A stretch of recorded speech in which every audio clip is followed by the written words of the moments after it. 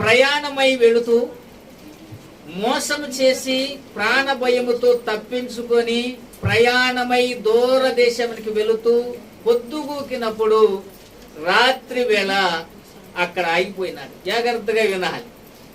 తప్పిపోయిన వాడు, ఈ రోజున తప్పిపోయిన నీ జీవితంలో దేవుని దర్శనం రావాలి అని అంటే నువ్వు దేవుణ్ణి అడగాలి, నన్ను దర్శించమని. యాకోబుని దర్శించటానికి యాకోబేమి దేవుణ్ణి అడగలేదు నన్ను దర్శించమని.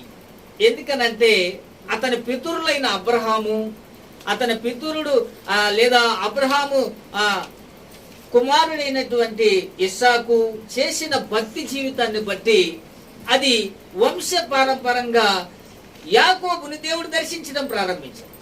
అందుకని యాకోబుని దేవుడు దర్శించటానికి నిన్ను నన్ను దర్శించటానికి చాలా వ్యత్యాసం ఉంది. మీ తల్లిదండ్రులు భక్తిపరులై దేవునితో నడిచిన వారైతే నీవేం అడగకపోయినా దేవుడు వచ్చి నిన్ను దర్శిస్తాడు. నీకు ఇష్టం లేకపోయినా నిన్ను దర్శిస్తాడు. నీవు దేవుని ఆరాధించకపోయినా నిన్ను కఠినపరిచి లేదా నిన్ను శిక్షించైనా ఆయన వైపు తిప్పుకుంటాడు. ఎందుకంటే మీ తల్లిదండ్రులకు ఆయన వాగ్దానం చేశాడు కనుక. అందుకని యాకోబుని మోసగాడైనా కానీ దేవుడు ఎందుకు దర్శించాడు అని అంటే చూడండి, ఆ రాత్రి అతని జీవితంలో జరిగిన ఒక సంభవం ఏమిటి అంటే 12వ వాక్యము. అప్పుడు అతడు ఒక కల కనెను, అందులో ఒక నిచ్చెన భూమి మీద నిలబడి ఉండెను, దాని కొన ఆకాశము అంటెను, దాని మీద దేవదూతలు ఎక్కుచు దిగుచు ఉండిరి. మరియు యెహోవా దానికి పైగా నిలిచి, నేను నీ తండ్రి అయిన అబ్రహాము దేవుడను ఇస్సాకు దేవుడనైన యెహోవాను. దేవుడు అతనిని దర్శించి అతనికి పరిచయం చేసుకుంటున్నాడు. ఈ రోజున నీవు హిందువుల్లో నుంచి వచ్చావు. దేవుడు ఎవరో తెలియక ఒక్కొక్కరు ఒక్కొక్క దేవుణ్ణి ఎన్నుకున్న వారే. నేను ఆంజనేయ స్వామిని బాగా ఇష్టపడేవాడిని. మెల్ల కూడా ఆంజనేయ స్వామి బొమ్మ వేసుకునేవాడిని. ఎందుకనంటే నాకు ఇష్టం. నాకులాగా కోతి గంతులు వేసేవాడు కనుక. నాకు నా చిన్నప్పుడు నా ఫ్రెండ్స్ పెట్టిన పేరు కోతి అని. ఎందుకనంటే నాకు అల్లరి చేసేవాడిని. అందుకని కోతి గంతులు వేసేవాడు ఆంజనేయ స్వామి అంటే ఇష్టం. ఎందుకంటే మా తాతగారు కూడా ఆంజనేయ స్వామి గుడి కట్టించాడు కనుక ఇటు రాముడు లక్ష్మణుడు సీత ఉంటే ఆపోజిట్ లోనే ఉంటది. ఏంటిది అది? ఆంజనేయ స్వామి గుడి. నేను ఇటువైపు చూసేవాడిని కాదు, ఇటువైపే చూసేవాడిని. ఇది దండం పెట్టుకుని పరీక్షకి వెళ్ళేటప్పుడు కూడా అలాగే దండం పెట్టుకుని వెళ్ళేవాడిని. ఈ మాట ఎందుకు చెప్తున్నానంటే మనము దేవుణ్ణి ఎత్తుకుంటూ వెళ్తాం. ఏ దేవుడు అర్థం కాదు. ఈ రోజు వరకు ఏ దేవుడు యేసు దేవుడు అని నీకు ఎలాగా రూఢి అయ్యింది నీ జీవితంలో? రూఢి ఎవలా? అందరూ అంటున్నారు, నువ్వు వింటున్నావు, నువ్వు అంటున్నావు అంతే. నువ్వు అనటం వినేవారి మాట వినటాన్ని బట్టి నువ్వు నమ్ముతున్నావు. అలా కాదు చేయాల్సింది. నీవు దేవుడిని కళ్ళార చూడగలగాల, చెవులార వినగలగాల, ఆయనను హృదయంలో హత్తుకొనగలగాలి.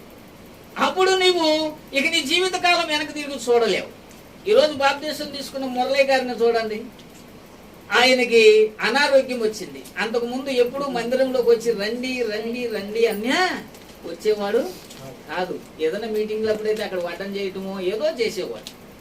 కానీ ఈ రోజున దేవుని సన్నిధిలోకి ఎందుకు వచ్చి కూర్చున్నాడు? దేవుడు ఎవరో తెలియదు, కానీ వాళ్ళ తల్లిదండ్రులు చూపెట్టిన మార్గమైన దేవుళ్ళని కూడా పూజించవచ్చు. కానీ ఈ రోజున ఆయన అనారోగ్య స్థితి దిగజారిపోయి హాస్పిటల్లో బెడ్ మీద నిస్సహాయ స్థితిలో పడిపోయినప్పుడు డాక్టర్లు కూడా చేతులు ఎత్తేశారు. ఎవరికైనా వస్తే కామెర్లు 14% వస్తే బాడీలో ఉన్న రక్తం అంతా విషమైపోతుంది. ఆయనకి 26% వచ్చింది. ఎంత వచ్చింది? 26% వచ్చింది. అంటే అది ఇంకా బాడీలో మొత్తం విషమే ఉంది. ఆ విషయం బయటికి ఎలా కనపడుతుందిరా అంటే కనపడుతుంది. ఒళ్ళంతా పచ్చగా అయిపోయి దురదలు వచ్చేసి బాడీ మొత్తం ఏమొచ్చేసింది? దురదలు వచ్చేసింది. ఎట్లా గొక్కోవాలంటే దువ్వెనలు కూడా గెరిట్లే, అది బాడీలో రిఫ్లెక్ట్ అయిపోయింది. అయితే చివరి దాకా డాక్టర్లు కూడా ఇక్కడ ఈ మెడిసిన్ లేదు, ఇక్కడ ఇది లేదు, ఇక్కడ గుంటూరు కానీ హైదరాబాద్ కానీ అని చెప్పేశారు. అయితే మరి గుంటూరు వెళ్తే వాళ్ళు ఇక్కడ మాకు రిక్రూట్మెంట్స్ లేవన్నారు. ఎన్ఆర్ఐ దగ్గరికి వెళ్తే చేతులు ఎత్తేసారు. హైదరాబాద్ వెళ్ళాలంటే బోర్డు బడ్జెట్తో కూడింది. అప్పుడు తిరిగి ఆల్ రికమెండేషన్తో తిరిగి ఇక్కడికి వచ్చారు. ఆయన సాక్ష్యాన్ని నేను చెప్తున్నా. ఎందుకు చెప్తున్నానంటే, దేవుడు అనేవాడు తన సన్నిధిని ఒక వ్యక్తి ఎడల ప్రత్యక్ష పరచబడినప్పుడే ఆ వ్యక్తి హృదయము తెరవబడి దేవుణ్ణి ఆరాధించగలరు. అప్పుడు చేర్చుకున్న వాళ్ళు ఏ మెడిసిన్ వాడుతున్నారో, ఏ మెడిసిన్ వాడినా పనిచేయట్లేదు, అది పెరుగుతూ వస్తుంది. అయితే దేవుడు దర్శించడం ప్రారంభించాడు. ఏ మెడిసిన్ ఎప్పుడైతే వాడారో ఆ మెడిసిన్ ఏం తగ్గలే, కానీ ఆ దైవ సన్నిధి ఆయనకి పూర్తిగా జీరోకి, అంటే శక్తిహీనమైపోయి బలహీనమైపోయి ఇక మరణిస్తాడు అని అందరూ అనుకునేదాకా తీసుకెళ్ళి, అనుకున్న తర్వాత ఇక ఉండరని బంధువులు చేతులు వదిలేశారు. ఇక ఖర్చు పెట్టడం కూడా వేస్ట్. అవునా కాదా? అనుకున్న సమయంలో దేవుడు రికవరీ చేయడం ప్రారంభించాడు. తన మార్కు గుర్తునేశాడు.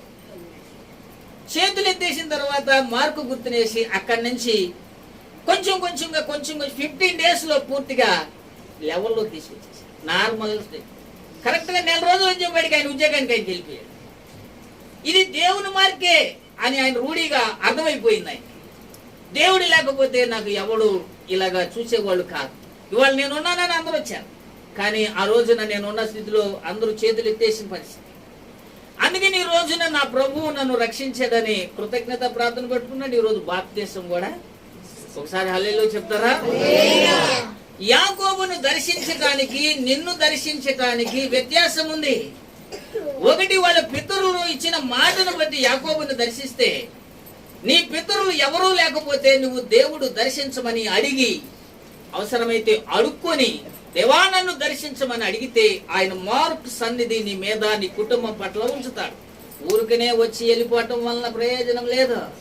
ఆయన సన్నిధి నీ మీద నిశ్చయంగా ఉండాలనే కోరుకోవాలి.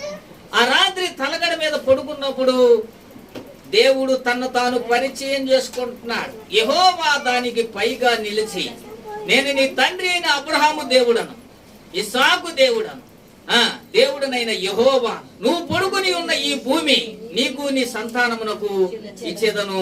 నీ సంతానము భూమి మీద లెక్కకు ఇసుక రేణువులు వలె అగును. చూసారా? ఆ రాత్రి అతనిని దేవుడు దర్శించాడు. దేవుడు ఎప్పుడు రాత్రిపూటే దర్శిస్తాడు. నన్ను కూడా దేవుడు రాత్రే దర్శించాడు. తెలుసా మీకు? దేవుడు ఎప్పుడు రాత్రిపూటే దర్శిస్తాడు. అందుకని ఎప్పుడు కూడా నువ్వు పడుకునే ముందు ప్రార్థన చేసుకొని నన్ను దర్శించు నాయనా అని సమయాలను రాత్రిపూటే దర్శించాడు. అవునా కాదా? రాత్రిపూటే దర్శిస్తాడు ఆయన. కళల ద్వారా దర్శించవచ్చు, స్వరం ద్వారా దర్శించవచ్చు, లేదా ప్రత్యక్షత ద్వారా దర్శించవచ్చు, ఎలాగైనా దర్శించవచ్చు.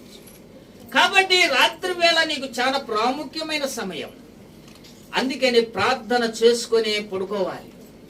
లేవంగానే ప్రార్థన చేసుకోవాలి. కారణం ఏమిటి అంటే, జరిగేది జరగబోయేది రాత్రి వేళ నీకు చెప్తాడండి. ఆ సన్నిహితమైనటువంటి ఆ సాన్నిహిత్యాన్ని దేవునితో నువ్వు ఏర్పాటు చేసుకోవాలి. భక్తి అంటే ఆ సన్నిహితమైన సాహిత్యాన్ని ఏర్పాటు చేసుకుంటే ప్రతిరోజు జరిగేది జరగబోయేది మొత్తం చెప్తాడు. నేను అందుకనే మురళి గారి దగ్గరికి వెళ్తే ఆయన దగ్గర చూసి నేను అన్నాను, చివరి దాకా తీసుకెళ్ళి వెనక తీసుకొస్తాడండి అని చెప్పాను. అదే మాట. కారణం ఏమిటి అని అంటే, ఆయన మరణిస్తాడు అన్న సమాచారం నాకు ఏమి ఇవ్వలేదు. నాకు మీలో ఎవరికి మరణం సంభవించేదైనా ఫస్ట్ సమాచారాన్ని నా దగ్గరికి ఇస్తాడు కంపల్సరీ. నాకు సమాచారం వస్తుంది. సమాచారం వచ్చిందే అప్పుడే ఆ మరణం అనేది వస్తుంది. ఎందుకంటే తెలుసా, మీ అందరికీ కాపరిగా నన్ను నిలబెట్టాడు కనుక నాకు సమాచారం ఇచ్చి, నీ కుటుంబంలో ఒక వ్యక్తిని నేను పిలుస్తున్నాను అన్న సమాచారం నాకు ఇవ్వకుండా నా మందలో దొరబడితే అది దొంగతనం అవుతుంది. నా మందులోనికి దొరబడే వ్యక్తి నాకు సమాచారం ఇచ్చి వస్తే నేను ఒప్పుకుంటాను, తీసుకెళ్ళిపో లేకపోతే ఆపు అని చెప్పాలి. లేదా కాదా? అవునా? చెప్పాలి. కాబట్టి నాకు ఇవ్వబడిన మందులోనికి దొరబడేటప్పుడు దొంగగా దొరబడడు, ఆయన నిజాయితీగా దొరబడతాడు. నేను ఫలానా వ్యక్తిని పిలుస్తున్నాను అని చెప్తాడు. అలాంటి సమాచారం నాకు ఇవ్వకుండా ఒక వ్యక్తికి ప్రాణాపాయం పరిస్థితి వచ్చినా గానీ ఏమీ కాదు. కారణం ఏమిటంటే, దేవుడే శిక్షించడానికి ఆ మనిషికి ఆ ప్రమాదాన్ని ఇచ్చాడు అని అర్థం. అందుకనే మన భక్తి జీవితం ఎప్పుడు కూడా యాకోబుకి దేవుడు పరిచయం చేసుకొని ఆ పరిచయ ప్రకారం దేవుడు తన ఉద్దేశాన్ని కూడా చెప్పాడు. ఈ రోజున నీ భక్తి జీవితంలో దేవుడు తన ఉద్దేశాన్ని నీకు చెప్పలేదు అని అంటే ఇంకా నీ భక్తి జీవితం ప్రారంభ దశలోనే ఉంది అని అర్థం. ప్రారంభ దశలో ఉంటే దేవుని ఉద్దేశం ఇంకా తెలుసుకోవలసి ఉంది అని. నువ్వు ఇంకెప్పుడు దేవుని ఉద్దేశం నీ పట్ల, నీ కుటుంబం పట్ల ఎట్లా ఉందో నువ్వు తెలుసుకుంటూ ఉండాలి. తెలుసుకోకపోతే ఏం ఉపయోగం లేదు. నువ్వు వస్తావు, ప్రార్థన చేస్తావు, పాటలు పాడతావు, కానుకలు ఇస్తావు, వెళ్ళిపోతావు. నువ్వు ఎవరికి ఇస్తున్నావు, ఎందుకు ఇస్తున్నావు? నువ్వు తిరిగి ప్రతిఫలం పొంది ఇచ్చే దేవుని దగ్గరే నువ్వు ఇస్తున్నావు. ఆ ప్రతి రూపాయి కూడా నువ్వు తిరిగి తీసుకోవాలి.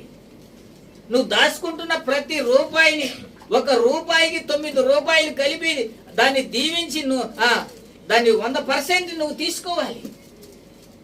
ఎందుకంటే ఇహమందైనా నాకున్న నీవే యేసయ్యా. ఇహమందైనా పరమందైనా నాకున్న నీవే యేసయ్యా. నీవే కాక లేనే లేదయ్యా.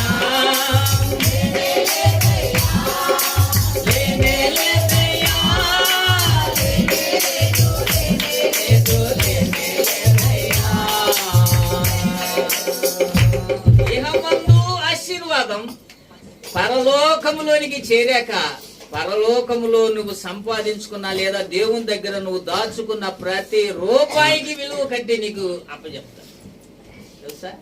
అందుకనే భూమి మీద అయితే మీరు దాచుకున్నది చిమ్మిట కొట్టేస్తుంది అని ప్రభువు హెచ్చరించాడు. అందుకనే పరలోకంలో నువ్వు ఉండిపోయే ఆ ఇంటిని నువ్వే నిర్మించుకోవాలి. ఈ భూమి మీద ఇంటిని సొంత ఇల్లు కావాలనే కళ ఎంతమందికి ఉంది?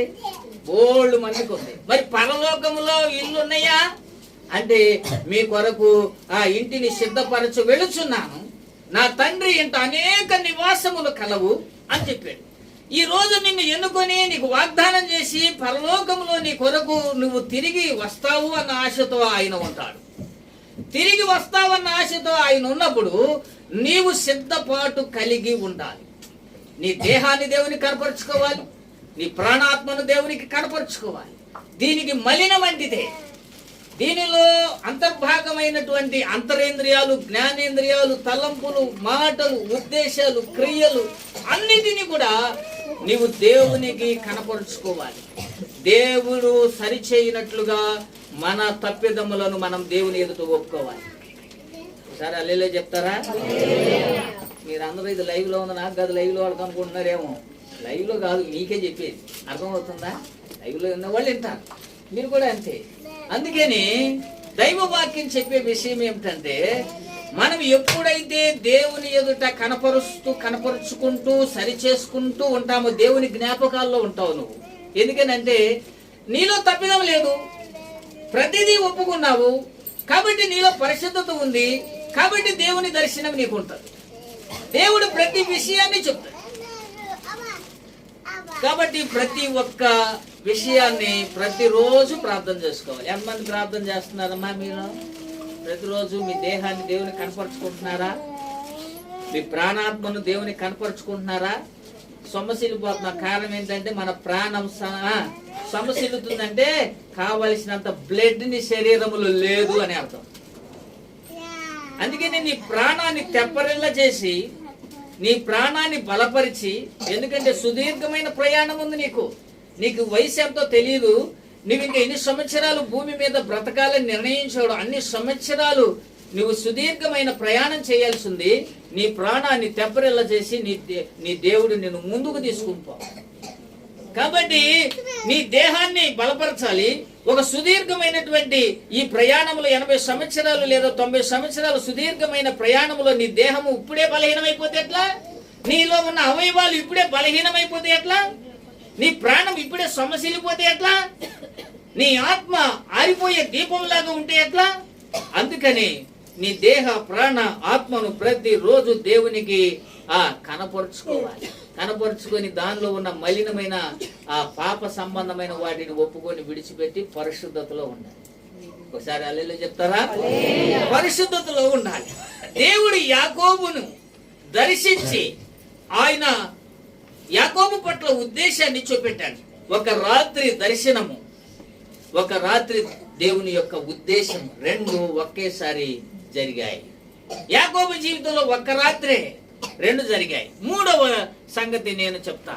యాకోబు రాత్రే మోసపోయాడు. జాగ్రత్తగా చూడండి, 29వ అధ్యాయం, అదే అధ్యాయం అది పక్కనే ఉంటుంది. చూడండి 29, 21 నుంచి 25 వరకు చూద్దాం. తరువాత యాకోబు నా దినములు సంపూర్ణమైనవి గనుక నేను నా భార్య వద్దకు పోవునట్లు ఆమెను నాకిమ్మని లాబాను అడగగా లాబాను ఆ స్థలములోనున్న మనుషులందరినీ పోగు చేసి విందు చేయించి రాత్రి వేళ తన కుమార్తె అయిన లేయాను ఆ రాత్రి తన మామ భార్యకు బదులుగా చూడండి. ముస్లిమ్స్ పెళ్లిళ్ళు అన్ని భలే చిత్రంగా ఉంటాయి. ఏంటో తెలిసిన, అందరూ క్రిస్టియన్ అయినా హిందువైనా చేసుకునే వాళ్ళని ఎదుటి పెట్టి పెళ్లి చేసేస్తారు. నేను అందుకే ఈ ఎఫెక్ట్ నా మీద పడిద్ది. అందుకే నేను పెళ్లి చేసేటప్పుడు ముందల చేసుకునే అమ్మాయిని చేసుకునే అబ్బాయిని ఈ ముసుగు తీయించి చూసి ఇతనేనా అని చెప్పి చేస్తా. అట్లాగే వీళ్ళు ఏం చేస్తారంటే, ఈ గదిలో ఆడపిల్లని పెడతారు, ఆ గదిలో మగపిల్లని పెడతారు. పెట్టి ఆ ఖురాన్లో ఉన్న కొన్ని అంశాలను చదివి ఇంటిలో పెద్ద ఆమె ఉంటే ఆమె వెళ్ళి ఆ పిల్ల మెడలో తాళి కట్టింది. తెలుసా మీకు? తెలుసా మీకు? పెళ్లి కొడుకు వెళ్ళి భార్య మెడలో తాళి కట్టడు. ఆ గదిలో ఇంట్లో పెద్ద ఆమె వెళ్ళి ఆ మెడలో నల్ల పూసలు కట్టుద్ది. మీకెందుకు తెలియదు? ఉండేదే ఆ పేటలోనే కదా, మాకేం తెలియదు, మేము ఈ గ్రహం వాళ్ళం కాదు అన్నట్టు చూస్తారేంటి? అసలు అవన్నీ మాకు ఎందుకంటే పిలిచారా, తిన్నామా, వచ్చామా అన్నట్టు చూస్తారు. అలా అట్టగా చేస్తారు. ఇది కూడా అట్నే జరిగింది. ఇతడు ప్రేమించింది వేరు, ఇతడు కోరుకుంది వేరు, ఇతడు ఆశించింది వేరు, అక్కడ జరిగిన తంతు వేరు, అతడు మోసపోయిన విధానం వేరు. అందుకనే 23వ వాక్యములో ఆ రాత్రి వేళ తన కుమార్తె అయిన లేయాను అతని యొద్దకు తీసుకుని పోగా యాకోబు ఆమె కూడి మరియు లాబాను తన దాసి అయిన జిల్పాను తన కుమార్తె అయిన లేయాకు దాసిగా ఇచ్చాను. ఉదయమందు ఆమెను లేయా అని ఎరిగి అతడు లాబానుతో నీవు నాకు చేసినది ఏమిటి అని అన్నాడు. చూసారా, ఆ రాత్రి అతను మోసపోయాడు. ఆ రాత్రి అతడు మోసపోవడాన్ని బట్టి మరలా 7 సంవత్సరాలు కొలువు చేశాను. కొలువు చేయటం అంటే ఏంటి? అతని కింద పని చేయటం ప్రారంభించి 7 సంవత్సరాలు ప్రేమించిన దాన్ని సంపాదించుకోవటం కోసం ఎన్ని సంవత్సరాలు పట్టిందండి? 7 సంవత్సరాలు. అతడు మోసపోయిన రాత్రి అది. దేవుడు దర్శించిన రాత్రి ఉంది, తన మామ చేతిలో మోసపోయిన రాత్రి ఉంది. ఆ మామే బయటోడేం కాదు, మేనమామే. ఎవరండి అన్నా? మేనమామే మేనల్లుడిని నా కూతుర్నిచ్చి చేస్తాను అని చెప్పి 7 సంవత్సరాలు ఇంట్లో చాకరీ చేయించుకొని తర్వాత ప్రేమించిన ఆమెకు బదులుగా ఆమె అక్కనిచ్చి పెళ్లి చేశారు. అందుకనే ప్రతి వ్యక్తి జీవితంలో ఇలాంటి సంఘటనలు జరుగుతాయి. అందుకే దేవుడు అవసరం. దేవుడు ఊరికే అవసరం లేదు. మోసపోయే సందర్భం ఒకటి ప్రతి వాని జీవితంలో ఉంటది. అందుకనే నేను ఏ విషయంలోనూ మోసపోకూడదు అని ప్రార్థన చేసుకుంటున్నారు. ఎంతమంది చేసుకుంటున్నారమ్మా? బంగారం కొనేటప్పుడు మోసపోతారు, పొలాలు స్థలాలు కొనుక్కునేటప్పుడు మోసపోతారు, లేదా ఇవన్నీ అన్నటికన్నా ముఖ్యంగా చీరలు కొనేటప్పుడు మోసపోతారు. ఎందుకంటే దాని కాస్ట్ తక్కువ. వాళ్ళు ఏం చేస్తారు? లేదా బెజ్జాలు పడిన శారీస్ పెడుతుంటారు. అందుకనే మీరు ఎప్పుడు కూడా ఏ విషయంలో మోసపోకూడదని ప్రార్థన చేసుకోవాలి. ఎప్పుడు కూడా మోసపోకూడదు, ఏ విషయంలో కూడా మోసపోకూడదు. గ్రహింపును దయచేయమని, మెలుకోగలిగినటువంటి స్థితిని నాకు ఇవ్వమని, ఏ విషయంలో ఎవరి ద్వారా నేను మోసపోకూడదు నా జీవిత కాలం మట్టుకొని ప్రార్థన చేసుకోవాలండి. ఎంతమంది ప్రార్థన చేస్తున్నారు? మోసపోయినాక ఏడుస్తారు యాకోబు లాగా. మళ్ళీ దేవుడు వచ్చి దర్శించి సరి చేయాల్సి వస్తుంది. ఇంత దాకా అవసరం అంటారా? యాకోబు మనకి మూల పురుషుడు గనక మాదిరిగా ఉండాలి. నేను మోసపోయారా అని మోసపోకూడదు. నేను మన బంగారం కొంటాకెళ్ళి నేను ఇక్కడ ప్రార్థన చేసుకున్నా. ఏమని ప్రార్థన చేశాను? దేవా, దీని గురించి నాకు అవగాహన లేదు. వాళ్ళు ఏంటో తరుగంటారు, అట్ట అంటారు, ఇట్ట అంటారు, నాకేమీ తెలియదు. నేను నీ సహాయాన్ని కోరుతున్నా. నువ్వేం చేస్తావో నాకు తెలియదు. నేను ఎక్కడ ఏ విషయంలో మోసపోకూడదు అని ప్రార్థన చేసుకున్నా. బయలుదేరాను. బ్యాంక్ దగ్గరికి వెళ్ళాను. బ్యాంక్ దగ్గరికి వెళ్తే ఆ బ్యాంకులో వాడు బంగారమా కాదా అని అటు గీసి తాకట్టు పెట్టుకుని వాడు ఒకడు ఉంటాడు. ఆ రోజు కలుగుతుంటాడు. వాడు అన్నా ఏం కౌరులు అన్నాడు. ఏం లేదు, రైట్ బంగారం కొందామని అనుకుంటున్నాను. అన్నా అసలు విషయం నీకు తెలియదా? బంగారం విషయంలో చాలా జాగ్రత్తగా ఉండాలి. వాడు మేకింగ్ ఛార్జెస్ అని వేస్తాడు. 14%, 16% వేస్తాడు. కాబట్టి నీవు చాలా జాగ్రత్తగా ఉండాలి. మేము తయారు చేసే వంశంలో పుట్టాం గనక మాకు ఇచ్చేది 4%. 4% ఇస్తారు తయారు చేసినాం. ఈడేం తయారు చేయడు, ఈ షాపులో ఎవడు తయారు చేయడు. ఈ ముంబైలో తయారవుతుంది. అక్కడి నుంచి వాళ్ళు బేలు వేసుకొచ్చి ట్రాన్స్పోర్ట్లో ప్రతి షాప్కి తిరిగి ఉంగరాలు, గొలుసులు అన్నీ వాళ్ళకి అమ్ముతారు. వాళ్ళు రిటైల్ చేస్తారు అంతే. కాబట్టి మాకు 4% ఇస్తారు. నీవు చాలా జాగ్రత్తగా ప్రతి దాని మీద ఆల్ మార్క్ అనేది ఉంటుంది. ఆల్ మార్క్ అందరూ వేయడానికి కుదరదు.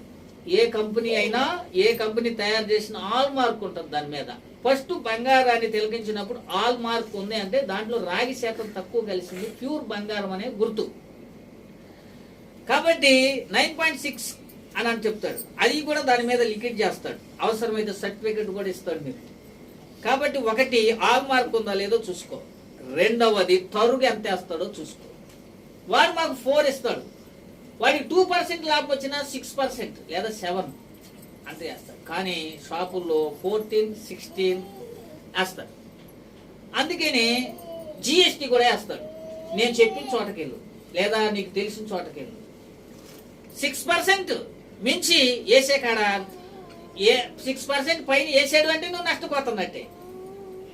7% అని చెప్పాడు. అని నిజంగా కొంచెం అవగాహన వచ్చింది నాకు. నిజమే కదా, అయ్యన్నీ నాకెట్టా తెలుస్తాయి అని నా ఫ్రెండ్ ఫోన్ చేశాను. ఏంట్రా అన్నాడు. అమ్మాయిని పంపించు అర్జెంటుగా అన్నా. ఎందుకంటే వాళ్ళ మిస్సెస్కి ఈ బంగారం మీద మంచి టాలెంట్ ఉంది. సరే అన్నయ్య వత్నా అని వచ్చింది. మనకేం అవగాహన లేదు, ఊరినే వెళ్తమే. ఆయన మొత్తం వాడు ఆర్ఎస్ జ్యువెలరీస్ అని బందర్ రోడ్లో ఆంజనేయ జ్యువెలరీస్ పక్క పెద్ద షోరూమ్ ఉంది. ఆయనకి వెళ్ళాం.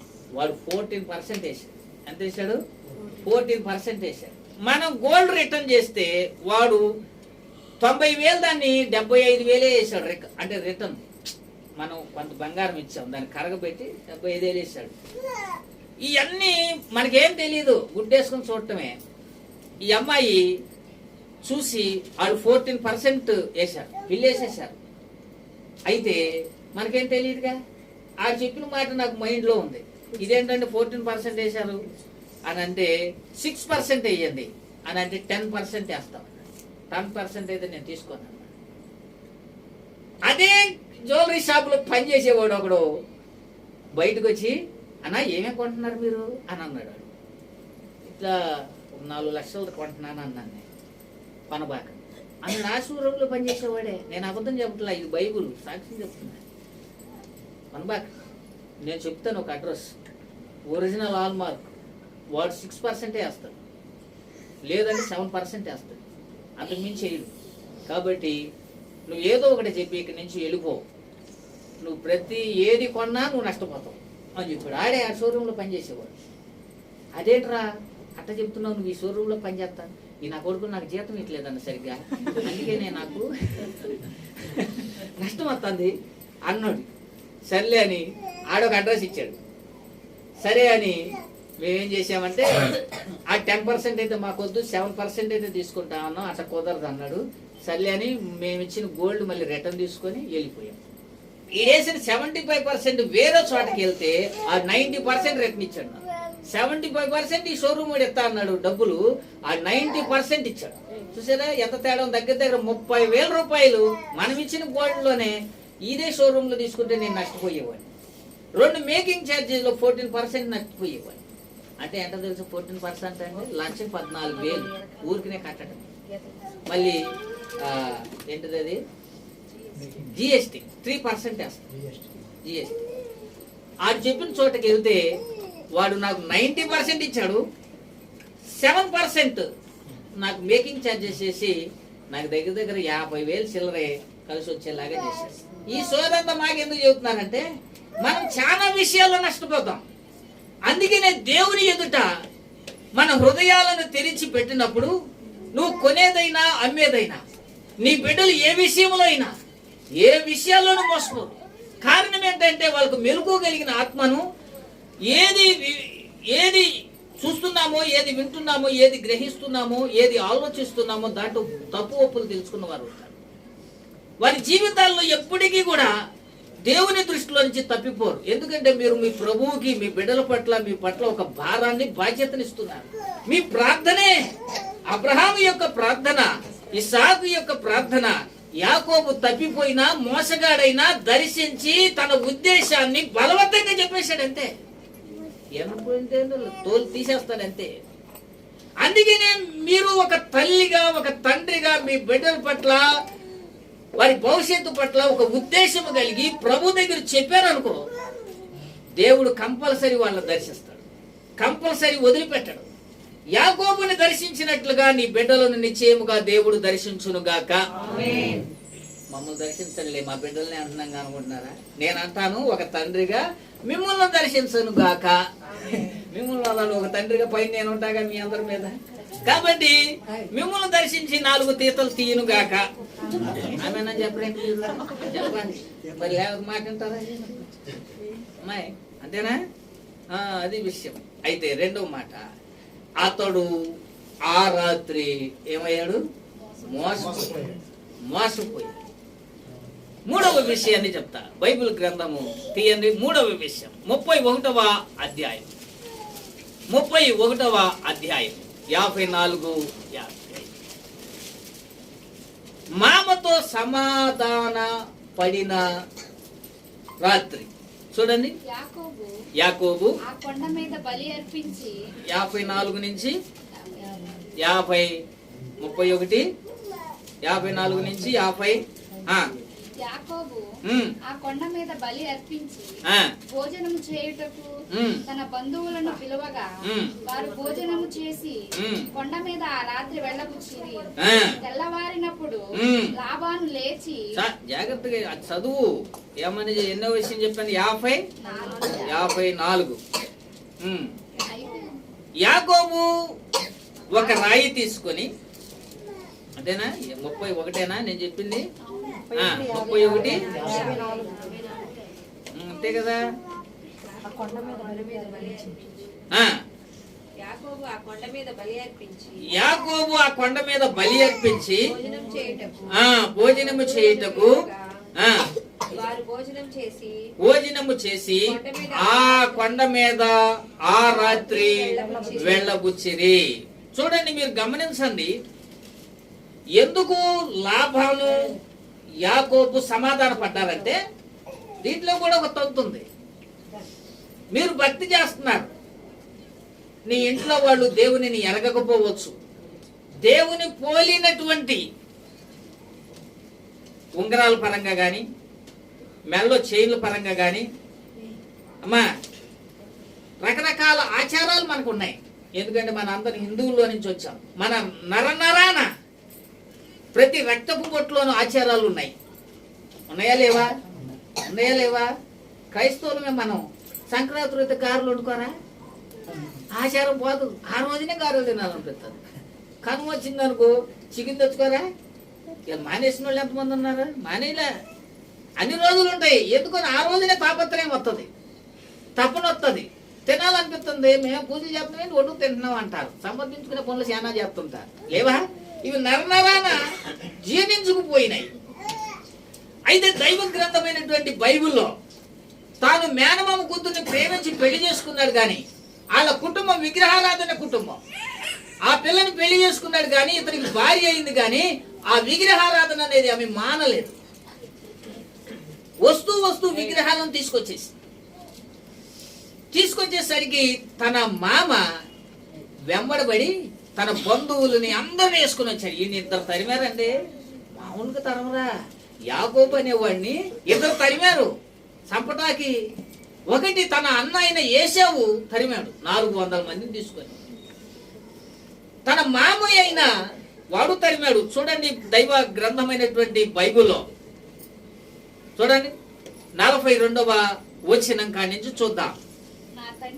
నా తండ్రి దేవుడు అబ్రహాము దేవుడు భయపడిన దేవుడు నాకు తోడయ్యుండని ఎడల నీవు నన్ను ఒట్టి చేతులతోనే ఉందువు. దేవుడు నా ప్రయాసమును నా చేతుల కష్టమును చూచి పోయిన రాత్రి నిన్ను గద్దించినని లాబానుతో చెప్పాను. లాబానుతో చెప్పాడు, రేయ్ నువ్వు యాకోబు దగ్గరికి వెళ్తున్నావు, నువ్వు ఏదైనాను మంచి అయినను చెడైనను మాట్లాడకూడదు అని చెప్పాడు. మంచి అయినను ఏదైనా మాట్లాడకూడదు, నువ్వు వెళ్ళిన పని చూసుకొని తిరిగి వచ్చేసేయి అని చెప్పాడు. అతడు కూడా అదే రాత్రి సమాధానపడి లాబాను నా విగ్రహాలను ఏవి ఉన్నాయి అని ఎంక్వైరీ చేసి ఆ రాత్రి సమాధానపడి అతను వెళ్ళిపోయాడు. ఇవన్నీ రాత్రిపూటలే జరిగాయి. రాత్రి అనేది చాలా ప్రాముఖ్యమైనటువంటి సంఘటన. ఇంకొక విషయాన్ని చెప్తా చూడండి. ఆదికాండము 32:7వ వాక్యాన్ని నుంచి చదువుతాం. ఇది యాకోబు భయపడిన రాత్రి. యాకోబు భయపడిన రాత్రి చూడండి. 32:7వ వాక్యం నుంచి చదువునానా. యాకోబు మిక్కిలి భయపడి తొందరపడి ఒక గుంపు మీదకి వచ్చి దాని హతము చేసిన ఎడల మిగిలిన గుంపు తప్పించుకొని పోవునని తనతోనున్న జనులను మందలను పశువులను ఒంటెలను 2 గుంపులుగా విభాగించెను. చూడండి, ఈ వాక్యాన్ని మీరు చదువుకుంటే వెళ్తే సమయం పడుతుంది కానీ అతడు గుంపులుగా చేసిన తరువాత 13వ వాక్యం, అతడు అక్కడ ఆ రాత్రి గడిపి తాను సంపాదించిన దానిలో తన అన్నయ్య ఏశావు కానుక ఇచ్చెను. ఆ రాత్రి చూసారా, దీంట్లో 22వ వాక్యంలో కూడా ఆ రాత్రి అతడు లేచి తన 2 భార్యలను తన 2 దాసీలను అన్ని రాత్రే. యాకోబు జీవితంలో రాత్రే ప్రాధాన్యత వచ్చింది. ఆ రాత్రి అంతా అక్కడ నిలిచిపోయాడు. రాత్రి అనేది నీ జీవితంలో కూడా చాలా ప్రాముఖ్యమైన పాత్రను పోషిస్తుంది. దేవుడు నిన్ను దర్శించేది రాత్రిపూటే. దేవునికి కూడా నువ్వు మోకరించి పడుకునేటప్పుడైనా లేచేటప్పుడైనా ప్రార్థించుకునే సమయము కూడా రాత్రే. పగలంతా బిజీ కదా, సంపాదించాలి అని మైసూరు బజ్జీ కాస్త ఐసూరు బజ్జీ అయిపోయిందంట. తెలుసా మీకు? అల్లుడు అత్తారింటికి వెళ్ళాడంట.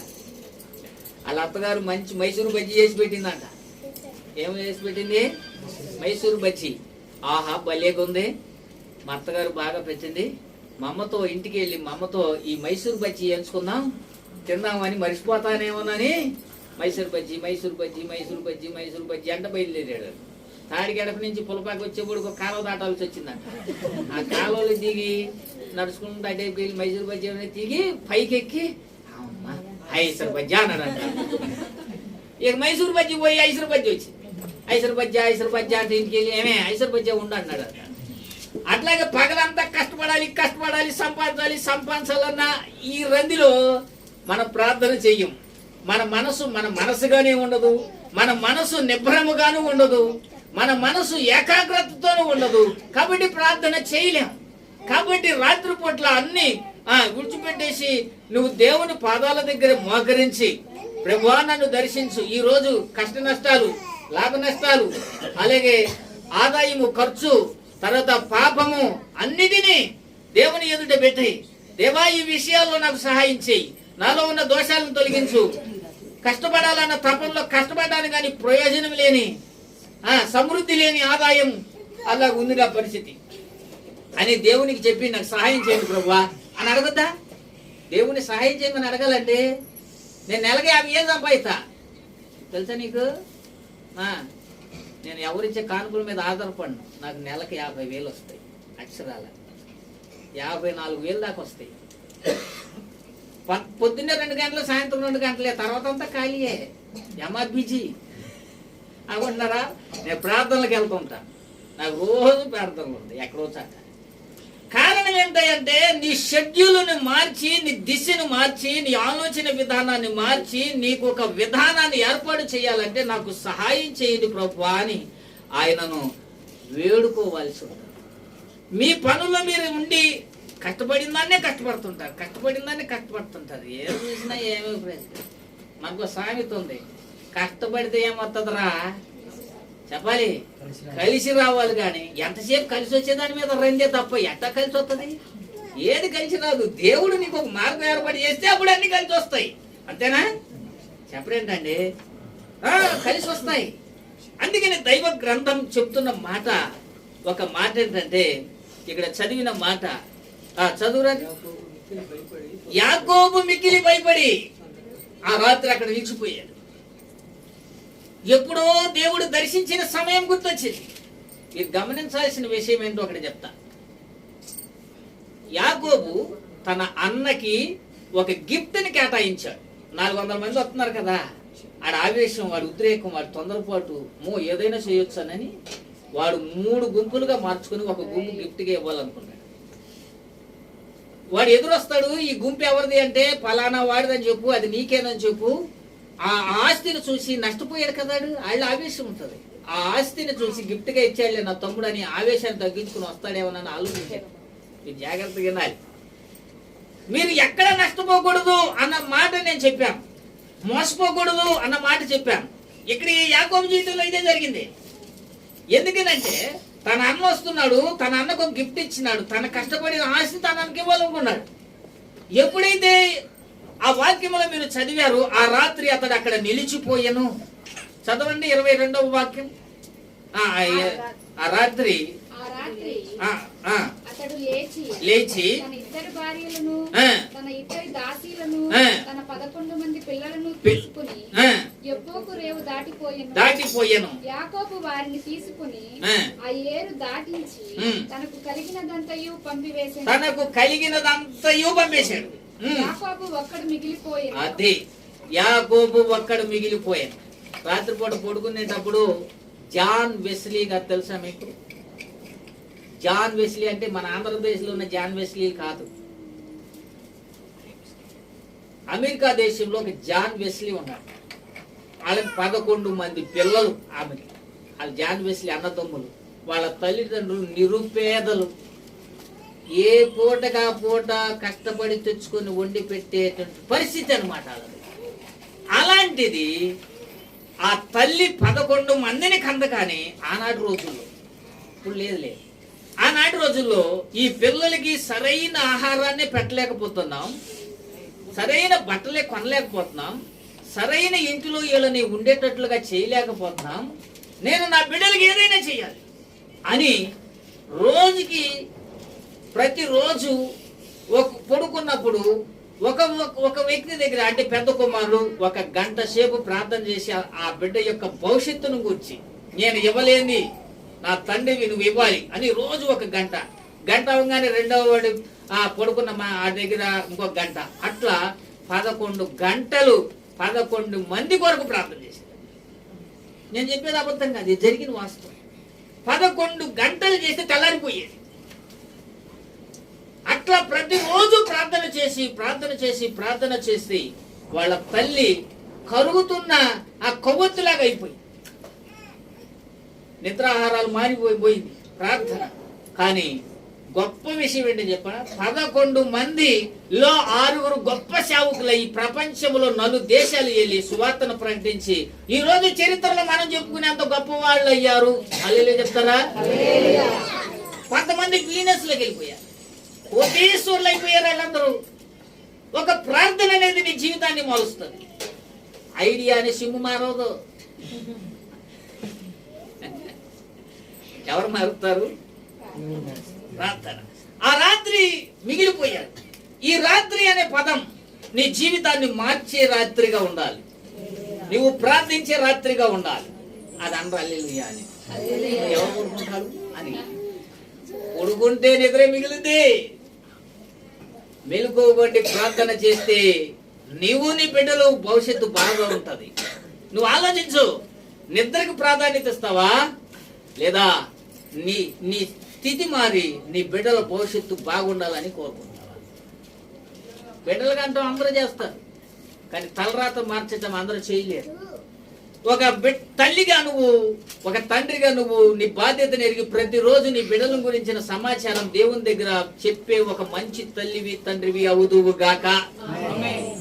అట్లాంటి తీర్మానం ఎవరైనా చేసుకుంటారా? అటు ప్రార్థన చేసే తింటానయ్యా అని అన్నవాళ్ళు ఎవరైనా ఉన్నారా?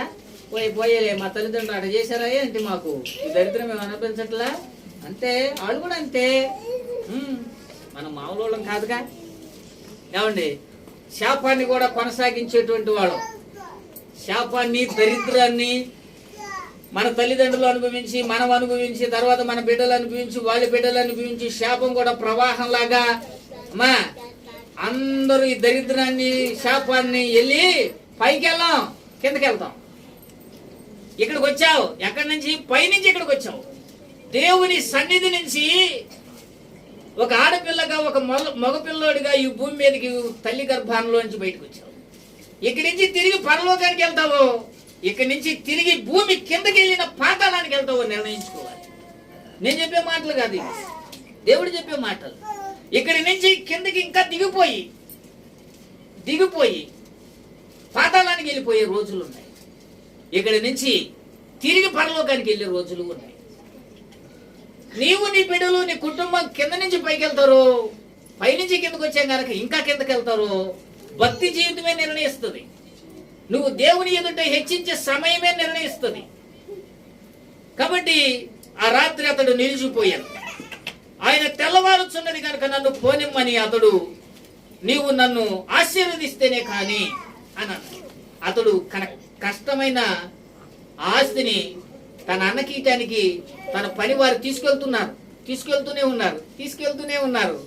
ఆ రాత్రి ప్రార్థనలో గడపటం ప్రారంభించారు. ఆ రాత్రి అతను ప్రార్థిస్తూనే ఉన్నాడు. చూడండి 28. అప్పుడు ఆయన, నీవు దేవునితోనూ మనిషినితోనూ పోరాడి గెలిచితివి. ఎట్లా పోరాడాడు అని అంటే 26 నుంచి చదివితే, తెల్లవారుచున్నది నన్ను పోనీయమనగా అతడు, నన్ను ఆశీర్వదిస్తేనే కాని నిన్ను పోనీ. ఆశీర్వదించాలి నువ్వు నన్ను ఆశీర్వదించాలి. తెల్లారుతుంది పోనీ అంటే నువ్వు వెళ్ళిపోతే నన్ను ఎవడు ఆశీర్వదిస్తాడే? ఈ ఉపవాసాలలో నిన్ను ఆశీర్వదించాలి దేవుడు. ఈ ఉపవాసాల్లో నీ పట్టుదల లేకుండా ప్రతి ఉపవాసాలాగా గడిపేస్తే ఆశీర్వాదం నీ మీద నిలవదు. ఈ సంవత్సరం ఉపవాసాల్లో నువ్వు సాధించేది ఏమీ లేదు. ఉపవాసాల్లో పట్టుదల కలిగి దేవుని దగ్గర సాధించుకునే వ్యక్తిగా ఉండాలి. నేను పోతున్నానంటే డాడీకి పోయేది అన్నాడు. మీరు అంటారా మాట? చెప్పరేంటంటే అంటారా మాట? అనరు. ఎందుకని? మనం ఎంతసేపు మట్టిలో పురుగునయ్యా, పేడలో పురుగునయ్యా, అమ్మా ఈ దిక్కుమాలిన ప్రార్థనలు చేస్తారు. ఏ ప్రార్థనలు చేస్తారు? దేవుడేమో నా కుమారుడు నా కుమార్తె అంటుంటాడు. లేదయ్యా నేను పాపినయ్యా, నేను పేడలో పురుగునయ్యా, నేను దరిద్రులయ్యా, ఏందే ఆడుకునే. ఇప్పుడు బెచ్చగాడు కూడా అట్నే అంటుంటాడు, అమ్మా అంటుంటాడు. అంటే నువ్వు గొప్పదానివి అని పిలుతుంటాడు. నేను దరిద్రుడిని అని అంటుంటాడు. అడిగి మనకు తేడా ఏముంది? ఉందా? ఎలా బతుకు కాకపోతే నీవు స్వతంత్రాలు కుమార్తెవి, నువ్వు కుమారుడివి. దేవుని ఇంట్లో నీకు హక్కు ఉంది. దేవునున్న ఆస్తిలో నీకు పాలి భాగం ఉంది. కోర్టుకెళ్ళాలి. మీరు కోర్టుకెళ్తారు? దేవుని కోర్టుకే వెళ్ళాలి. నేను కోర్టుకి వెళ్ళా తెలుసా మీకు? మీ పాస్టర్ గారు దానికోసం తెలుసా నీకు? నేను ఊరుకోను. ఇటు భక్తిలోని ఊరుకోను, బయట ఊరుకోను. నేను అట్ట కోర్టుకి వెళ్ళా 18 లక్షలు తెచ్చా. తెలుసా మీకు? ఇప్పుడు ఇందా చెప్పి 4 లక్షలు దొంగతనం చేసో లేదా విశ్వాసం ఇచ్చినాము ఉన్నారే. నా డబ్బు నేను ఖర్చు పెట్టుకున్నాను. అమ్మాయి అర్థమవుతుందా? ఎవరి డబ్బులు లేవు వీటిలో. మా పాటర్ గారు ఎక్కడో తెచ్చినట్టున్నాడు, ఏ అమెరికా వాడు ఇచ్చాడు అనుకుంటున్నారే. నాకు ఎవ్వడు, నేను బతుకుండా మిమ్మల్ని అడగను, ఇంక అమెరికా వాడిని అడుగుతాను. నేను బతుకుండా ఇంకెవరి దగ్గర ఏ చేయి చాపను. చేస్తే నా భక్తి శూన్యం అయిపోద్ది, నా విశ్వాసం కొలాప్స్ అయిపోద్ది. మిమ్మల్ని దగ్గర అడుక్కునేవాడిని అయిపోతా. దేవుని మాత్రమే ఇవ్వాలి. ఎవరు ఇవ్వాలి మనకి? ఒరే నేను నీకు నెలకి 50,000 వచ్చేటట్టు చేశారా, నువ్వు కష్టపడుకుంటున్నావు కదరా, మళ్ళీ ఈ బిచ్చగడి పని ఏంట్రా నీ దగ్గర అని అంటావు. అంతే కదా, అంటాడా లేదా? అందుకని ఇట్లాంటి పనులు మనం చేయకూడదు. నీ విశ్వాసాన్ని నిలబెట్టుకో, దేవుని దగ్గర పట్టుదల కలిగి అడుగో, సాధించుకోవాలి. నువ్వు ఇంటిలో కుమార్తెవే, అడిగే హక్కు ఉంది, అడిగే ధైర్యము నీకుంది, అలా అడగాలి. అందుకనే పోనీమంటగా నువ్వు నన్ను దీవిస్తేనే నిన్ను పోనిస్తానన్నాడు. అప్పుడు నీ పేరేంటి అని అన్నాడు. చూడండి 26. అప్పుడు ఆయన తెల్లవారుచున్నది గనుక నన్ను పోనీయమనగా నీవు నన్ను ఆశీర్వదించితేనే గాని నిన్ను పోనీయను. నేను ఆయన నీ పేరేమని అడుగగా అతడు యాకోబు అని చెప్పాను. యాకోబు అని చెప్పాను. అప్పుడు ఆయన నీవు దేవునితోను మనుషులతోను పోరాడి గెలిచితివి గనుక ఇక మీదట నీ పేరు ఇశ్రాయేల్. ఒకసారి హల్లెలూయా చెప్పు. ఎప్పుడైతే దేవుని నోట నీ పేరు యాకోబు కాదు ఇశ్రాయేల్ అని ఆ రాత్రి దీవించాడో, వెళ్తున్న ఆస్తి వెళ్తూ ఉన్నది అక్కడ ఏసే వచ్చాడు. ఇది ఎవడదరా అని అన్నాడు. నీ తమ్ముడైన యాకోబుది ఈ ఆస్తి. ఎందుకురా అంటే ఈ ఆస్తి మీకు గిఫ్ట్ గా ఇమ్మని ఇచ్చాడు అని అన్నాడు. నాకే బోర్డు ఉందరా, ఈ ఆస్తి నాకెందుకు, ఆడికే ఇచ్చేయండి అన్నాడు. వెళ్ళిన ఆస్తి తిరిగి వెనకొచ్చింది. ఒకసారి హల్లెలూయా చెప్పా. యాకోబు కష్టాజితం బయటికి పోలా. నీ కష్టాజితం హాస్పిటల్కి వెళ్తుంది. నీ కష్టాజితం ఎక్కడో పెట్టి పారేసుకుంటున్నావు, మా ఎక్కడో సాటి పెట్టి పారేసుకుంటావు. మా పెద్దోడు ఫోను వీడు జేబీలో పెట్టుకొని చోట వేసుకొస్తున్నాడు. ఆడి వెనకాల నుంచి గుద్దాడంట. ఎవరా గుద్దాడు అని వీడు ఎక్కడ చూశాడు. నేనే బదరవు అని అన్నాడు. ఆడు మీకు తెలీదా, వీడు చూడండి అన్నాడు. వీడు తిరిగి ఆడు వెనక్కి వెళ్ళి పర్రను జేబులో ఫోన్ లాక్కున్నాడు, వెళ్ళిపోయాడు. తెలుసా మీకు? తెలుసా? మొన్నే కొన్నాడు వీడు ఫోన్. అంటే విషయం ఏంటంటే నీ వస్తువు మీద దుష్టుని యొక్క దృష్టి ఉండదు, నీ ఆస్తి మీద దుష్టుని యొక్క దృష్టి ఉండదు. నీవు తలుపులు తెరిచిన దొంగోడు రాడు, తలుపులు ఉంటేనే కొట్టుకుని చేసేసుకెళ్ళిపోతున్నాడు. కారణం ఏమిటి అనంటే ఈ లోక సంబంధమైన దుష్టుడు లేదా దొంగ లేదా శోధకుడు అనేవాడు ఏదైనాను శపించేవాడే. కానీ ఏదైనాను ఉంటే అది దృష్టి నీ మీద పడకుండా ముందుకు వెళ్ళిపోతావు. ఎందుకు అనంటే నువ్వు దేవుని దగ్గర ప్రార్థించావు గనక, నీ దేవుడు నీ మీద దృష్టి నిలిపాడు గనక, నువ్వు ఇచ్చిన బాధ్యత ప్రకారం దుష్టుని యొక్క దృష్టి నీ మీద పడకుండా కాపాడతాడు. సరే హల్లెలూయా చెప్పా. కాపాడతాడు. నీ ప్రార్థనే. రాత్రిపూట నిద్రపోతే ఇవన్నీ మామూలే. కానీ ఆ రాత్రి తన ఆస్తి ప్రార్థన ద్వారా ఎప్పుడైతే దేవుడు దీవించాడో, తన అన్న నాకు వద్దు అనేసాడు. మళ్ళీ తిరిగి ఆస్తి వెనకొచ్చేసింది. నువ్వు ఎక్కడ ఏది పోగొట్టుకోలేవు. నువ్వు చదువులో వెనకబడిపోయినా సరే ఇప్పటికైనా పర్వాలేదు, దేవుని సహాయాన్ని అడగాలి. నీ బిడ్డలు చదువులు వెనకబడుతున్నారు, బోళ్ళు అంత ఫీజులు చెల్లిస్తున్నావు. ప్రభు వయసు తగిన ఎదుగుదల, వయసు తగిన జ్ఞానం, చదవాలన్న మనసు, చదివింది జ్ఞాపకం ఉంచుకోలేని పరిస్థితి. ఆ బిడ్డల మెమరీ పవర్ లేదు. ఆ బిడ్డలు ఎలా బ్రతుకుతారో నాకు అర్థం కావట్లేదు. నా కళ్ళ ముందే ఇటాక పిచ్చాలో చేస్తున్నారు. ఏది జ్ఞానంగా మాట్లాడితే నేను సంతోషపడే పని ఏది వాళ్ళు చేయలేకపోతున్నారు. ఏంటి పరిస్థితి అని ఆలోచించాల్సిన అవసరం లేదా? ఉంది. నువ్వు రాత్రిపూట పెద్ద పెద్ద గురకలు, పక్కనోడు కూడా నిద్ర పట్టుకోకుండా. అమ్మాయి తెలుసా మీకు, మేము ఢిల్లీ వెళ్ళాం. ఢిల్లీలో మాకు అమెరికన్ కాన్సులేట్ ఆఫీసులు దగ్గరే పెద్ద చర్చ్ ఉంటుంది. దాంట్లో అకామిడేషన్ అప్పుడు స్కూలు మే నెలలో కదా హాలిడేస్ ఇచ్చేసారు. మాకు స్కూల్ క్లాస్ రూమ్లే మాకు అకామిడేషన్ ఇచ్చారు. ఆ స్కూల్ బస్సులు మాకు ఇచ్చారు. ఆ స్కూల్ బస్సులు ఢిల్లీ అంతా తిప్పి చూపెట్టేవారండి. అయితే ఆ రూములో సేవకులు అందరూ పడుకున్నామండి. నేను సన్నగా ఉంటాను కాబట్టి నాకేమీ గురకలు ఏమి రావు. కానీ ఒక్కొక్కరు లావుగా ఉంటారు కదా, వాళ్ళు రైలు ఇంజిన్ స్టార్ట్ చేసినట్టే లేదా ట్రాక్టర్ స్టార్ట్ చేసినట్టే. ఇక ఇట్ట కొట్టుకోవటం, ఏమన్నా పాస్టర్ గారు అన్నది అనలేము, పెద్దవాళ్ళు కదా అనలేము, లేచి కూర్చోవటం, ఇక దిక్కులు చూడటం, తెల్లవారులు ఇట్లా చూస్తామే. ఎందుకని ట్రాక్టర్ ఇంజిన్ స్టార్ట్ చేస్తుంది పక్కన.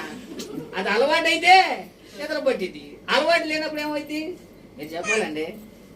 నేను వాళ్ళ గురించి చెప్పట్లా, మీరేసే కేకల గురించి చెప్తున్నా. అట్లా నిద్రపోతే ఏం గుర్తొస్తుంది? తెల్లారైంది కూడా గుర్తురాదు. ఎందుకు గుర్తొస్తుంది?